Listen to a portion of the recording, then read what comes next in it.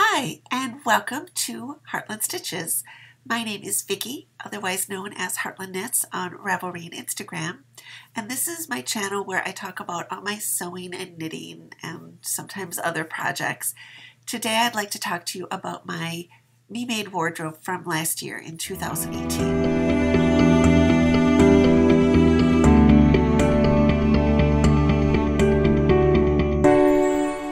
Before I get started going through my me-made wardrobe from last year, I have one item that I want to show you that is not something to wear, and that is my tuffet that is sitting behind me. So let me pick that up. So this is my tuffet. The pattern is from Tuffet Source. You can see how big it is. I bought all the elements of this pattern except for the actual stuffing of it off of Amazon. The pattern is by Tuffet Source, and I will put links to things down in the description box. But the fabric was a jelly roll of Cape Facet fabrics. I think it was called the lipstick color, but it has all these really great pinks and reds and oranges. I just love it. This, what's on the button on the middle here, that's another Cape Facet fabric that I just bought a little bit of because I knew I wanted to have a flower in the center of the tuffet. I made the kind of outer shell here last February. It's done in a quilting technique called, I think it's foundation piecing. I'm not a quilter, but a friend of mine is, and that's what she said it was. I made the shell kind of over in February, and then it just sort of sat because the insides, like what you stuff it with, there are directions in the pattern that you can gather all the elements and do it yourself and kind of make a little upholstery piece. This friend of mine took a class at a quilting shop, and that's what they did, is they made the insides themselves. But she said it was difficult, that you really needed sort of more than just your two hands. You needed extra people kind of pulling it tight and stuff. And so on the Tuffet Source website, they do sell the forms already made. And last year, Black Friday, they had a sale. So I did get it at a discount because they are kind of pricey. That's kind of why it sat around for half a year unfinished. But I'm so glad that I finished it. I just love it. It sits in my yarn room, which has kind of aqua blue walls. So it's this great pop of color. I just love it. So I have all my other things, they're all things to wear, kind of in the other room, so let me take you in there. Okay, so this is the closet in the yarn room. It might be a little echoing here because there's not very much on the walls or anything, but this is where all my makes were kept last year. I would just add them into this closet instead of putting them in my bedroom closet. So now that it's a new year, I want to clear this out and get these things put away to make room for this year's makes. So I thought before I did that, I would show you everything. And just long-term viewers might think this is fun. I have a few sewing books right there in the corner, but the rest of the top shelf is taken up with my Fluog shoe boxes. The shoes live on shelves in my bedroom, but the boxes live in here. So I'm going to pull a few things out at a time to show you because I think it'll be easier for you to see. The first thing I made last year was this coat. I'll try to back up. It's quite long. It's got a full circle skirt, and this is the Gertie coat. Here, I'll try to show you that. This is the Gertie coat from several years ago. It's B5824, and I used this beautiful kind of magenta fuchsia wool from Mood Fabrics. It's got a little bit of a cashmere content in it, and then these two fasteners are vintage glass buttons. But I love this coat. It's super warm. It's lined with a flannel backed satin, and yeah, it doesn't usually live in here. I just put it in here to have everything that I made last year all in one place today. And the very first thing I made last year were these two cocoa dresses. The first one was the very first thing I made on my new the sewing machine that I received for Christmas 2017 because my first machine was my mom's. vintage Singer, and it couldn't sew any stretch fabrics because it didn't have a zigzag stitch. But these fabrics are Ponte Aromas from Mood Fabrics, and I have worn them so much. I love them so much. And then I did do just one Monetta dress. Every time I put it on, I think I need to make another one because it's so comfortable to wear. And this is a art gallery fabric from fabric.com. I think it's called Tiny Dancer. And then I have two wrap dresses, the same pattern. This is Vogue 8896. The one on the left is another art gallery fabric from fabric.com. This one is the cotton one is shorter. I discovered I needed to lengthen it. It looks fine. It's a summer dress. I wear it with flip-flops and such. But then I made this one just in December, and this is a beautiful stretch velvet from Mood Fabrics. And on this one, I used the little sleeve, the little gathering on the sleeve, like the Joni dress from the Tilly and the Buttons book, and I love that. Speaking of the Joni dress, I've made 3 of those. This one is another art gallery print from fabric.com. I love it so much. It's so fun to wear. I do think this is my favorite stretch dress pattern. And then I made this one out of some floral stretch velvet that I got from Joann's. And this one I put on a little bit longer sleeves. And then finally, this was my Christmas dress that I made this year, and this is another of the stretch velvets from Mood in this kind of very crimson-y red. This one I had trouble getting the neckline to lay flat. On this one I did her trick where she used just a jersey for the neckband, and that worked perfectly. On this one it didn't work so perfectly, so I ended up having to just like turn the edge over and then top stitch it down. So this one is a little bit lower cut than the other one. And then I have only a few woven dresses because I broke my wrist in June, so I didn't get to make all of my summer dresses that I wanted to. But this was my Easter dress last year, and the pattern is New Look 6447, I think. And the fabric is a linen, and it has this kind of white embroidery on it. It's beautiful fabric. I made this as a couture garment, so it is all underlined in silk organza, and then it has where is it? Just a batiste lining.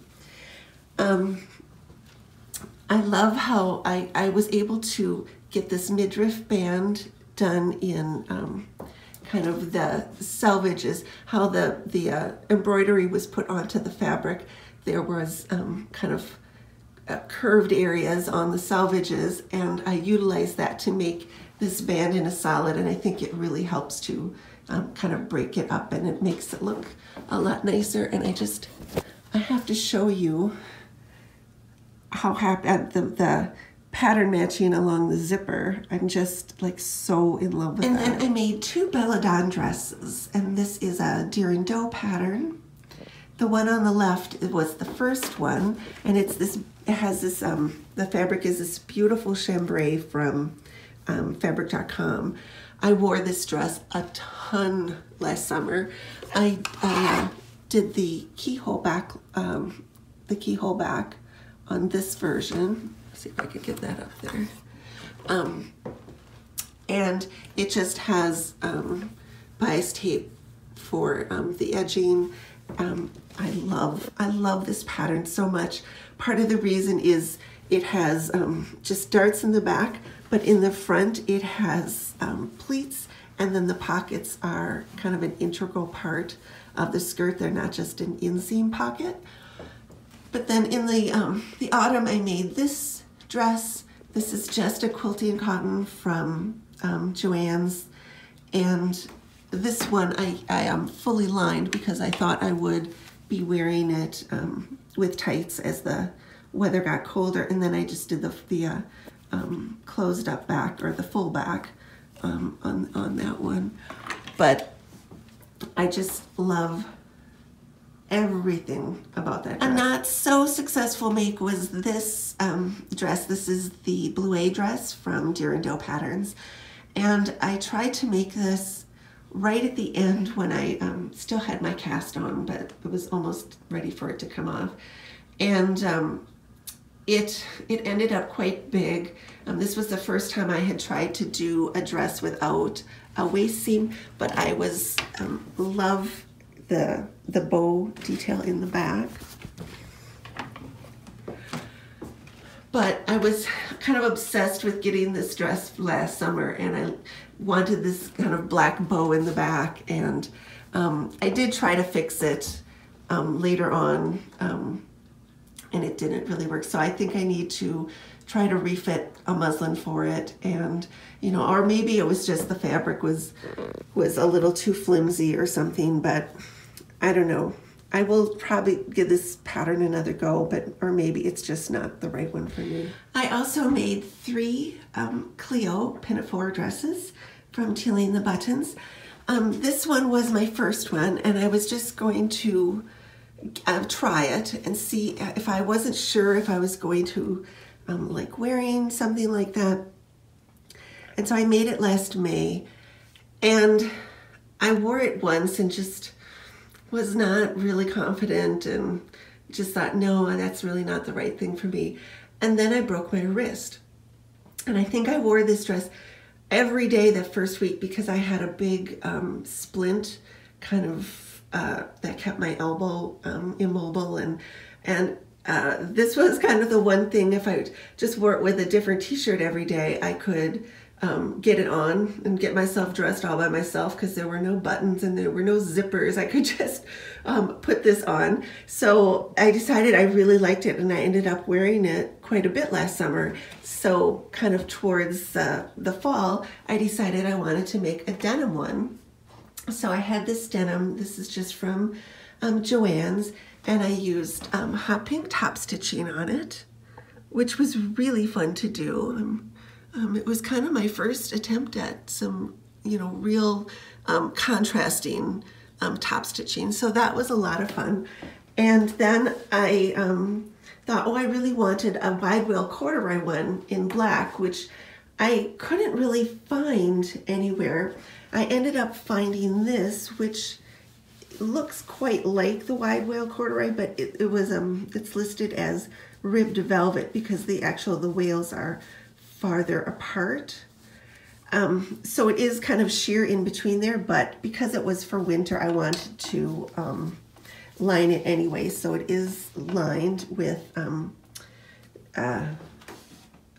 Bemberg, and I did a hem facing on it, just in that I had just finished that dress, so there were scraps laying around.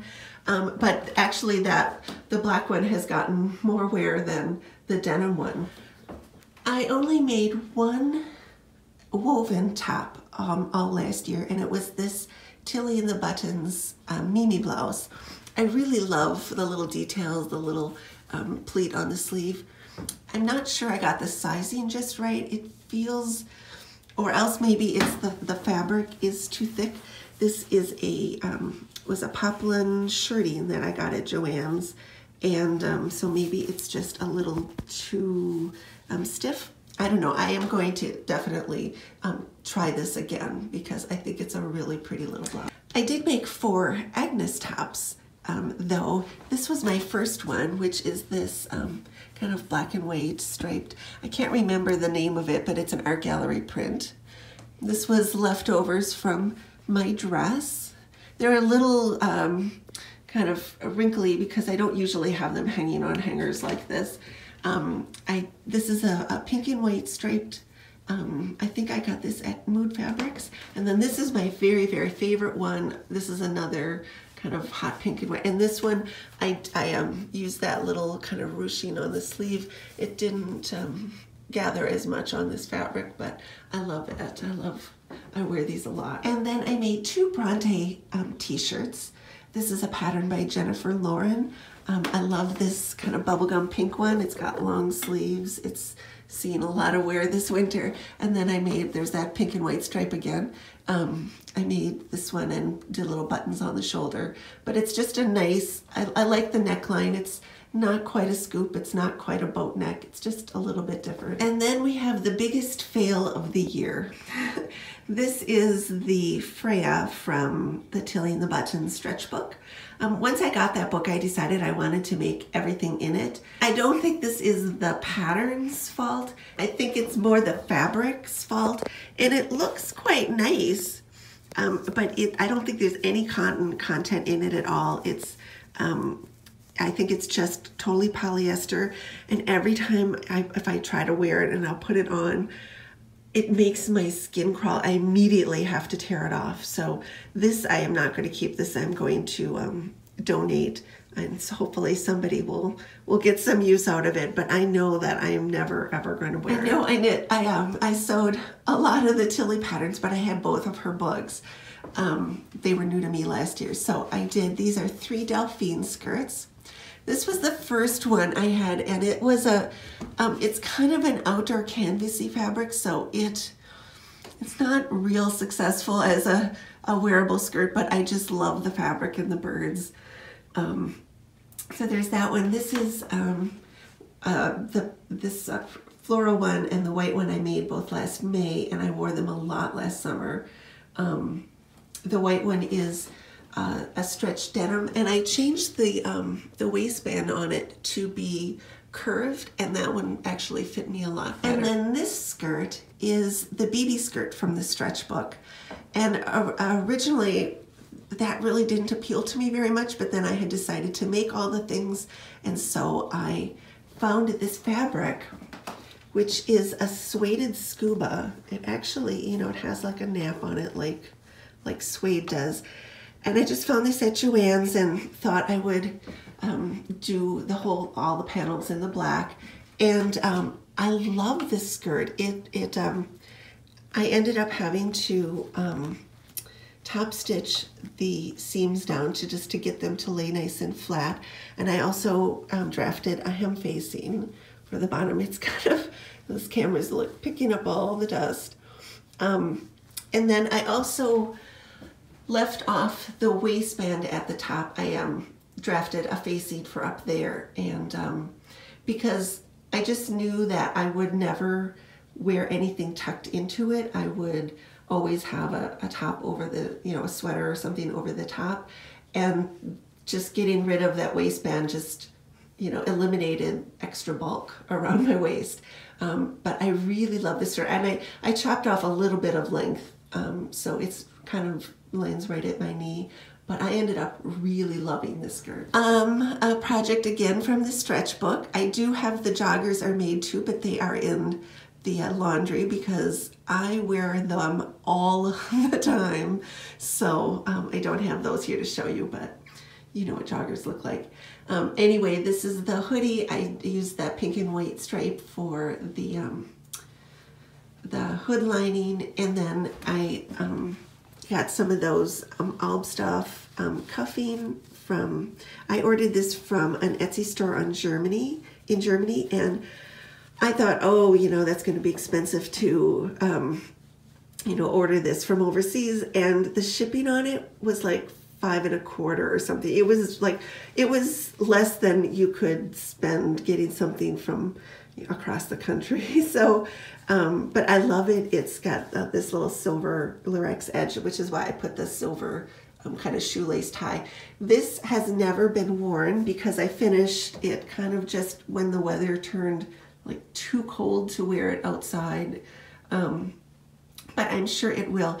It's a really nice sweatshirting. It's fleece back sweatshirting. It's a Ralph Lauren 100% cotton, so it's super nice. I also lined the pocket with that stripe, but yeah, this is a really nice fabric. And excuse the wrinkles, I was wearing these last night, but I made these pajamas, and this is a Lisette pattern. I think it's a Buttrick Lisette pajama pattern. I made them 2 sizes larger than kind of what the measurements called for, because I wanted them to be super big and comfortable. And the fabric is what Joann's calls their luxe flannel, and it's super soft. It's got a rayon content, and so far it's been holding up pretty nicely. I did the gray piping, and the pants have a gray ribbon tie that I think I added the tie on extra because I wanted that. But yeah, those were really fun to make, and they're super fun. And then I pulled out, these are the last 3 sweaters that I made. I finished these all since knitting camp, which is at the end of July. That's kind of the beginning then of my knitting year. But anyway, this one here, this kind of spans the time between, I started that last May and then I finished it in August. But so that spans the time of breaking my wrist. It is the Tea Leaves cardigan out of Madeline Tosh Merino Light in the Coquette color. There are some wacky kind of rowing out in there because purling was hurting me when I first got my cast off. And then I made, this is also a Madeline Tosh yarn. I had 4 skeins of DK, the plied DK yarn. I'm not sure which one that's called. And it's not really, I didn't think it was really enough for a sweater, but then I found this one. It was totally top down. And this is the Sophie cardigan by Jennifer Woods, or maybe it's just Jennifer Wood. A very nice pattern to knit, and so I did it kind of all from the top down. The button bands are done at the same time as you're knitting down so that you don't have to save any back to do kind of the neckband. And I think I did a pretty good job on color management with the 4 different skeins of yarn, because it blends nicely. They're like little 3/4 length sleeves, and this is a little sweater to wear with dresses. So I'm glad I got used up those 4 skeins and actually made a garment out of it. And then this is it was a sweater that I had wanted to make for a long time. This pattern had been sent to me as a gift from a friend, and I bought this yarn at Wisconsin Sheep and Wool. This is Green Mountain Spinnery in the Mountain Mohair. Let me back up because the color is more true. That's the true color there. But you can see all the little flecks of kind of turquoises and things in it. It's such a beautiful yarn. It was a pleasure to knit with, and it's just lovely to wear. I've worn this a lot already. There's a little pilling going on, but it's nice and warm. I changed the pattern up a bunch of different ways. I narrowed the sleeves. I put this kind of little band on the bottom, and I did the zipper in a different way.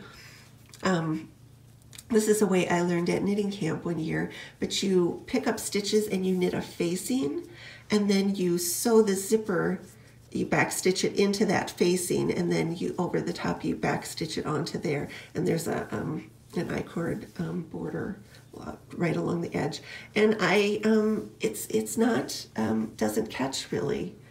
And then on the back it has this really pretty hood, which is actually, I've never worn it with the hood up, but just have it hang on your back.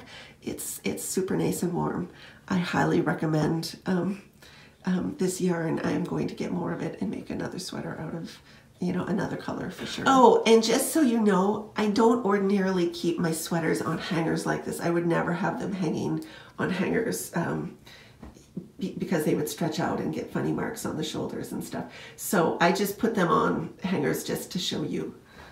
Then I have one knitted item that is not something that you can hang up on a hanger really, and that is a shawl that I made in November. It was done out of a yarn that I never used before. It was one of my very, very first stashed yarns. I had a sweater quantity, and what happened is I started a sweater, I actually got about 3/4 of the way through, and just realized that the design was just not good. It was a top-down design, and I could have made it work, but I would have to do a lot of work on it and rip it all apart and redo, and I just did not like it enough to really do that. And so this yarn was just, I had ripped it out and it was just sitting there, and I thought, well, I had wanted to do a worsted weight shawl because that's kind of one thing that I don't have. And so I started this pattern out of some alpaca, and it just was going to be, it was hand spun, and it was going to be really dense and just too heavy. And this was laying there, and I thought, let me try this, and it worked out perfect. And so this is, it's a big shawl. I will try to hold it still so the pattern will show up. But it is quite large. This design is called The Four Seasons. It is by Alana Dakos. And this yarn that I held on to for so long, I think it dated back to when this yarn was first introduced, which I think was early 2000s. So I have had this in my stash for quite some time. And this is Kid Classic from Rowan Yarns. Luckily, they still actually make this yarn, or sell this yarn, because I want to get another sweater quantity in it, because I really do want a sweater. And it's super lightweight, but it's soft. It's got a little bit of a mohair. I can't remember the proportion. It's a mohair and wool content. You can sort of see the loft on it, but it's really soft and really snuggly.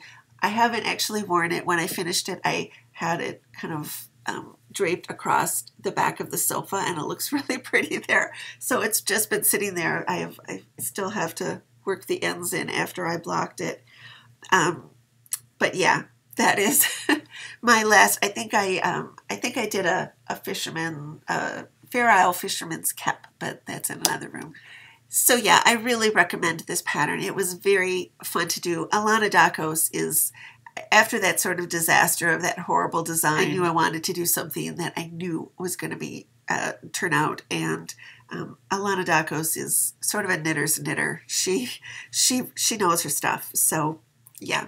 So that sort of wraps up my 2018 makes. I can go rearrange my closet and put things in and get things ready for this year's new makes. But I wanted to thank all of you for watching, and thank you to new subscribers. I have had quite a bunch of new subscribers, so welcome. I'm glad you're here. I do plan on uploading a video on Sundays. Hopefully, I missed a week already, but I'm trying to get right back on it. I'm trying to get them sort of kind of banked in advance, so record on a Sunday and then have all week to edit it, because that's where I usually fail to get going on it and get it up, is in the editing, so that I'll have a week to sort of edit it and then kind of upload it right away on Sunday morning, the next Sunday morning. So hopefully that will happen, but if I don't, it might be midweek. So do subscribe, and it might be worth clicking that little bell just so you get a notification when something does go up. But thank you all for watching, and I hope you have a really great week. Happy sewing.